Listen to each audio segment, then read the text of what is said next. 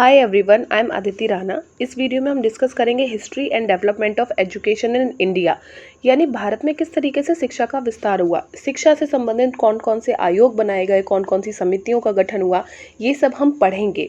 लेकिन जब मैं बात करती हूँ इस वीडियो की, तो इसमें हम सिर्फ पढ़ेंगे राधा कृष्णन आयोग के बारे में, जो कि आया था ईयर 1948 में, और आने वाली वीडियो में हम बाकी टॉपिक्स को फर्दर पढ़ेंगे। So let's start.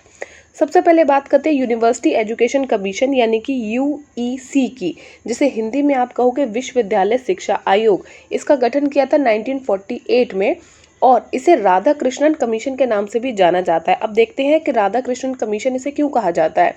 क्योंकि नवंबर 1948 में गवर्नमेंट ऑफ जो इंडिया है उसने अपॉइंट करी थी ये कमीशन, यानी कि इसका गठन किया गया था, इस आयोग का गठन किया गया था। और इसके चेयरमैन कौन थे? डॉक्टर सर्वपल्ली राधाकृष्णन, जो हमारे सेकंड प्रेसिडेंट थे। ठीक है, तो इस वजह से, क्योंकि चेयरमैन थे ये उस कमीशन के, उस आयोग के, इसीलिए इस कमीशन को आप राधा कृष्णन कमीशन के नाम से भी जानते हैं। अब बात करते हैं कि इस कमीशन का मकसद क्या था, उद्देश्य क्या था।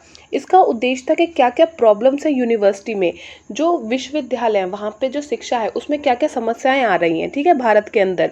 क्योंकि ये इंडिपेंडेंस के जस्ट बाद बनी थी, तो इसका मकसद यही था कि आप देखो क्या क्या प्रॉब्लम्स हैं विश्वविद्यालयों की शिक्षा में और हमें इम्प्रूवमेंट सजेस्ट करो, हमें ऐसे ऐसे नए आइडियाज़ दो ताकि हम उन प्रॉब्लम्स को ख़त्म कर सकें। ठीक है, जैसे reconstruction of universities, for example के विश्वविद्यालयों का पुनर्गठन किया जाए, उन्हें दोबारा से अच्छे से बनाया जाए, उनका इंफ्रास्ट्रक्चर, ताकि बेहतर पढ़ाई हो सके। और जो बच्चों का लेवल है, जो सोसाइटी में उनका लेवल है, जो इकोनॉमिक लेवल है, ठीक है, धीरे धीरे उसमें विकास किया जा सके। ठीक है, तो मेथड ऑफ स्टडी, ये जब आयोग बना तो इसने किस तरीके से इन्फॉर्मेशन को कलेक्ट करना शुरू किया। इन्होंने क्या किया, क्वेश्चनेयर बनाए। क्वेश्चनेयर यानी कि कुछ क्वेश्चंस लिखे होंगे और उनके कुछ ऑप्शंस दिए होंगे। ठीक है, क्वेश्चनेयर बनाए और बहुत सारे लोगों में डिस्ट्रीब्यूट कर दिए। लगभग 600 क्वेश्चनेयर थे जो इन्हें वापस मिले।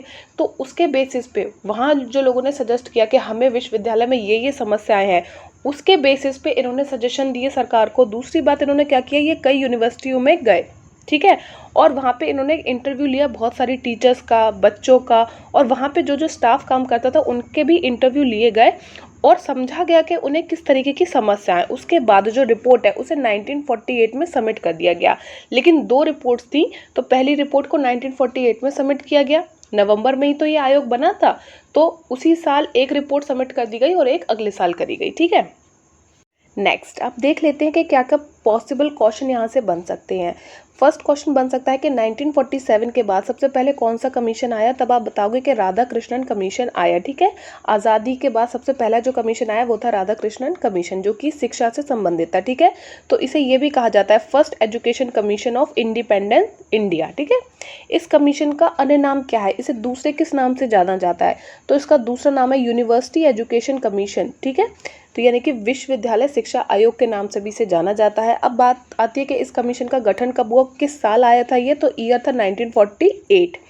फिर क्वेश्चन पूछा जाएगा कि ये क्यों आया था। ये इसलिए आया था कि भारत में यूनिवर्सिटीज़ जो होती हैं, जो विश्वविद्यालय होते हैं, वहाँ पे जो शिक्षा है, ठीक है, पढ़ाई का जो सिस्टम है उसमें सुधार लाए जाए, उसे बेहतर बनाया जा सके।